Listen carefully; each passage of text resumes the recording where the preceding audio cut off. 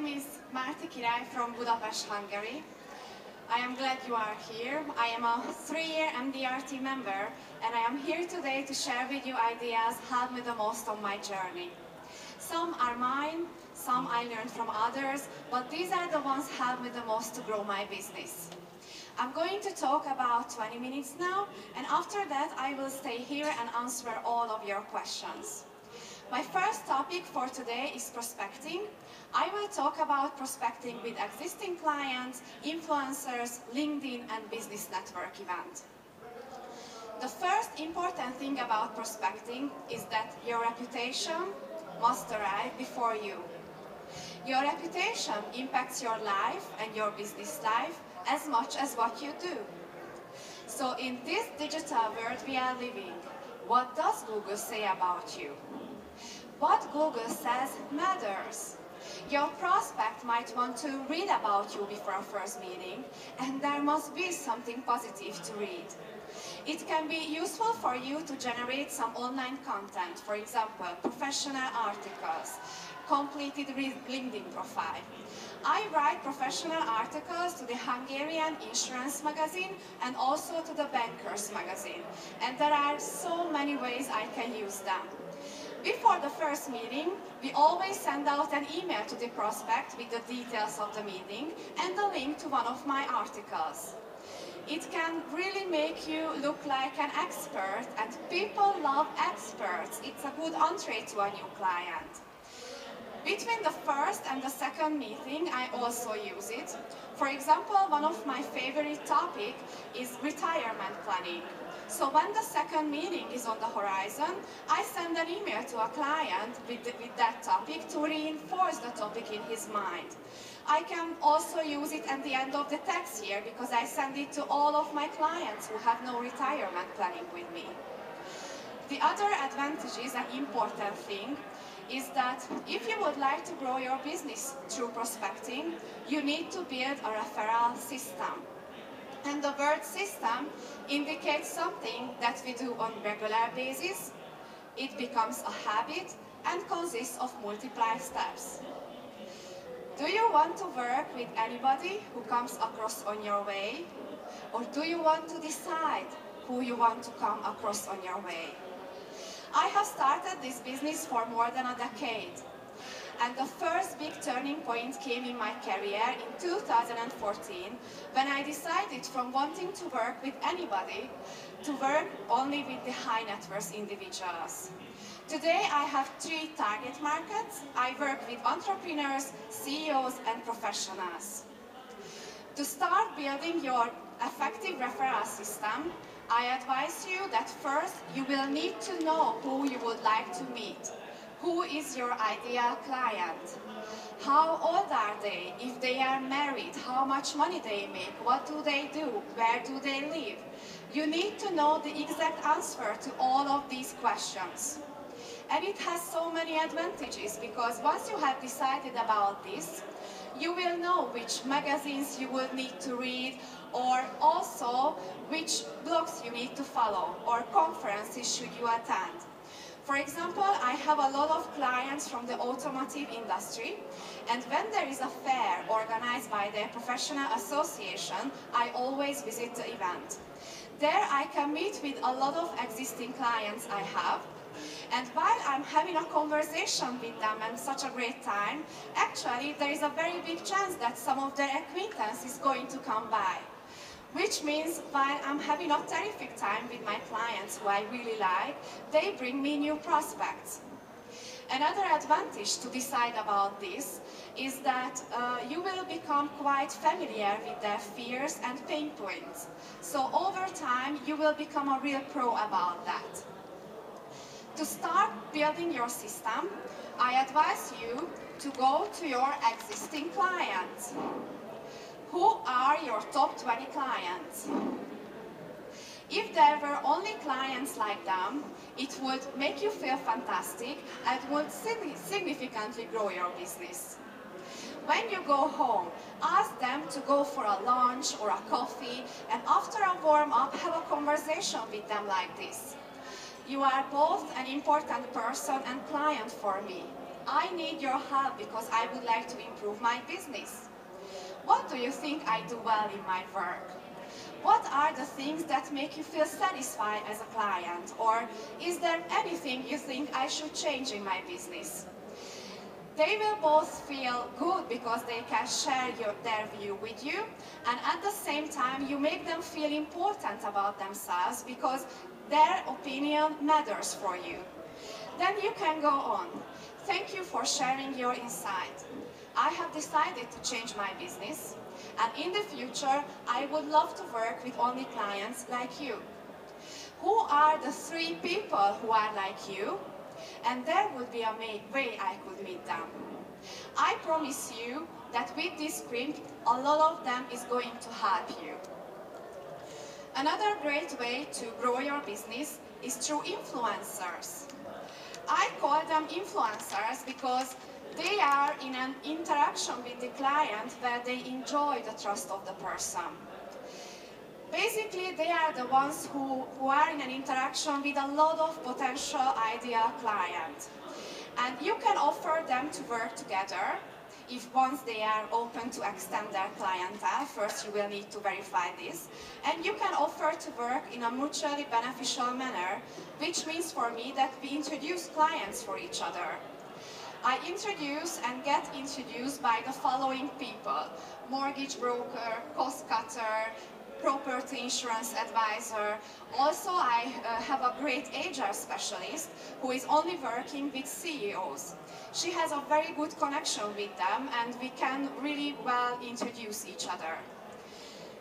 In my business, at this moment, I focus on saving plans, retirement planning, and securities. And in the first meeting, I inform about my client, but also about the fact that I have a professional team who are there for them to help them in other areas. And these areas are in my fact find. So when there is a specialty need, I can immediately tell them that who I will introduce for them. I make the introduction then by email or even personally, and I always ask for feedback from the influencer. My experience is that once you are able to give them only one introduction, they will automatically want to give it back for you. One of my favorites is nowadays LinkedIn. LinkedIn has now over 500 million members, and it is made to connect professionals with professionals. How many of you are using LinkedIn actively? Yeah, some of you use it. Your first step should be to fully fill your profile. There are really many things you can add, from your background photo, summary, working experience, education, achievement, publications. Take your time, think about it, and fill this profile. Actually, your summary is going to be your online elevator speech. It is going to be about who you are, what you believe in, and what is your mission for them. I developed a database through LinkedIn with potential clients who fit my own ideal client profile. And there are 2 ways I make it to happen for referrals. The first is that once you get connected in LinkedIn, you can see all of their network mostly, which means I can look at it that who are the people who will fit my ideal client profile and I would love to meet. And then when there is a meeting, then instead of a simple one-liner asking referrals like who do you know, I can go there and tell them the people they know. And what I use is that I just simply tell them, there are people who I would love to meet, and I saw that they are in your network. What do you think? How would it be possible for me to meet them? If they don't offer by themselves to introduce you, which many times happens, then you can still go on. how would it be comfortable for you to introduce me to this person? And the reason is that I ask it always this way, how would it be comfortable for you, is that there are many ways clients can introduce us to someone. They are not always comfortable to give a phone call or email. They can maybe invite you for an event where they can introduce you personally. So it works to put it here. Basically, when I am with my clients, as mentioned you, before the first meeting, I find it important that your reputation must arrive before you. During the meeting, I put a huge focus on getting connected with the client. And I believe that people need people. And once they are sure that you are there because of them, you can easily open them. And if we are good listeners, many times they will tell us things we wouldn't even ask them before. My experience is that to do it with the power of empathy makes a big difference. Before, researchers thought empathy is a skill you can be born with or without. But today we know it's a skill can be learned and practiced. So let me give you 5 very short ideas, as we don't have too much time, how to improve your skills. The first is to practice openness. You need to have an open heart and an open mind for the other person. Also, it is essential to be present, because if you would like to be empathetic, you need to be fully present and to pay attention for the other person. You can watch your language, because people are longing to be seen and understood. And you can communicate it with very simple sentences like, if I was you, I would feel the same. Or, I know this must be frustrating for you.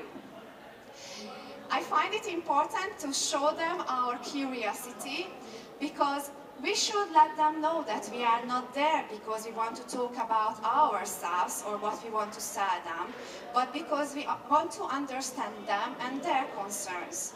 Open questions are great tools for that, like how, when, what. They can help us to open them. And for the last is to practice active listening, or let me say now, empathetic listening. I think it means to not to only hear their words, but to understand their complete message, the whole person. And the extra will make it work for you to be really truly empathetic, is that you do all these steps with your respect and honesty. Basically, in my business, I work with high net worth individuals, and many times I get asked by some of the advisors if are they the same, are they different, what do we need to do differently than with other clients. And my experience is that these clients are usually more sensitive about costs, they might be mistrustful, and many times they already work with other advisors. So what to do if we are in a competition? I think if your reputation has arrived already before you, then you will be in a much better situation than the other advisors. But also, if the situation is already there, then what you can do is that you make sure that you will be always the last advisor who will give the proposition and compare the propositions. So I offer my clients my help, that I will help them to compare all the propositions they received. And I promise them that if there is one which is better than mine, then I am going to be honest with them. But to make sure that I can do my job and work, I can only do that properly if they are going to send it to me before our next meeting. It is so much better than in a situation when other advisors will start to talk about your proposition to someone. And I believe maybe this might be the only situation you will be happy to be the last one. The other thing I experience is that when we meet a very wealthy client, sometimes we would want all the money to come to us, or a big amount of money. And it can work to start with a smaller amount, because my experience is that when I offer them to start with small, I can increase the trust in them, because I don't want everything at the beginning. And I can show them in a practical way how I work, how do I look after my clients, and if I do that well, then they automatically reward me with a higher amount. I don't even need to ask for it. Another thing I do is that after the sale, I discuss with my top clients a service meeting in 3 months' time immediately. I send an electronic invite, so I make sure that it's not only in my diary, but it's in their diary as well. And when the day comes, I never call them. I just simply show up. It might be strange for the first time, but for example, once I did this with my client, who is one of the 100 top wealthiest in Hungary. And on the day, I was actually on the way to him when he called me that, Marty, you are in my diary, but are you coming? And I told him, yes, of course, I am on my way to you. And that day, I asked for referrals from him, and without telling or asking him anything, he just called the client in front of me and told the person that Marty is very trustable, well prepared, and she promised something 3 months ago but kept for me and appeared today. When I introduce this idea to my new clients, I always simply tell them that this is how I work, and explain it for them that they are busy, I am very busy, and this way we can meet so much easily. And even if the meeting is going to be cancelled, I think it's not a problem, because I am always there in their diary. So it's a kind of a way of the visibility. Or maybe sometimes they will ask me that, okay, maybe let's meet in every half a year, but we create a system for the service part. And these clients, they need to meet often. That's my experience, because that's not what they experience at other places, basically. And basically my final message to you today is that all these things I have just told you, it doesn't matter if it is prospecting, high net worth individuals, or just simply your daily routines will make work with discipline. Do it even when you feel like not doing it. My suggestion for you for this whole global conference is to pick few ideas, go home and start to implement, and repeat the activities day by day, again and again, until they become a habit. So go home, have a plan, put it in action, and you will be on your journey too, I promise. Thank you.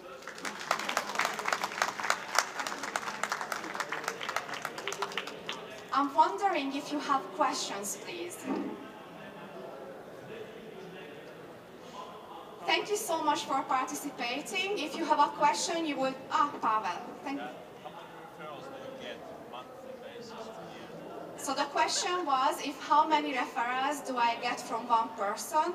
From 2 to 4 or 5 maximum. Because I know who I would like to meet, who is my potential client, I can explain for the client who I really want to meet, and they can provide me those referrals, basically. It's rather personal introduction, yes? Yes, I would say personal introduction, because many times it happens personally. But it always happens personally. It's a word I learned from Sandro Forte, that we don't say referral, we say personal introduction. Because they can do it on phone, in email, personally, but it's a less, let me say, used word than referrals. Yes? This guy, Iti. Yes? You want to ask, are you married? No, I'm not married. Okay. Any more questions? Thank you so much for participating, and I wish you all success for you in this business. Thank you.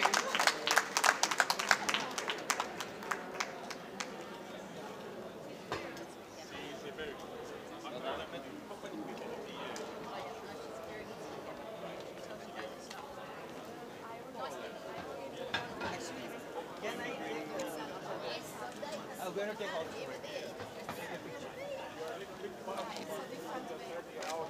First, from the first slide.